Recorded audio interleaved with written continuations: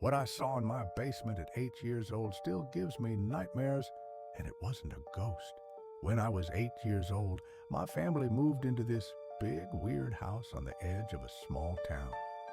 The school district was being restructured at the time, so even though my brother and I were close in age, we ended up in different schools on different buses.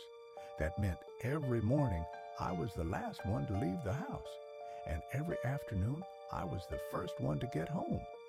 So part of my responsibility was to make sure all the lights were off and the doors were locked before I left for school. Simple enough, at least until one morning when I noticed something strange. The basement door was open and the light was on. I didn't think much of it. I just reached in, flipped off the light, shut the door, and went to school like usual. But when I came back that afternoon, the basement door was open again. The light was on. At first, I assumed I'd just forgotten to switch it off properly that morning. But when I walked over and looked down the basement stairs, I froze.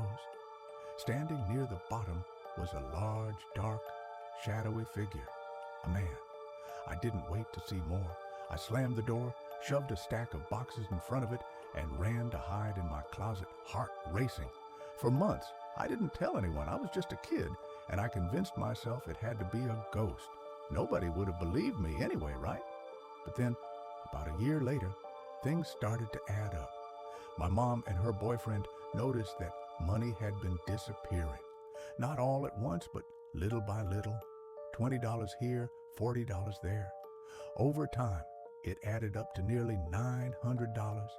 So one night, we all walked through the house with flashlights, trying to figure out if someone was breaking in. And that's when we found it. A small hole on the outside of the house. It led into a crawl space, and from there, straight up into our basement. Some stranger had been sneaking in, living in our home, and stealing from us. That shadow I saw as a kid wasn't a ghost at all. It was a man. And realizing I had been alone in that house with him more than once was one of the most terrifying moments of my entire life.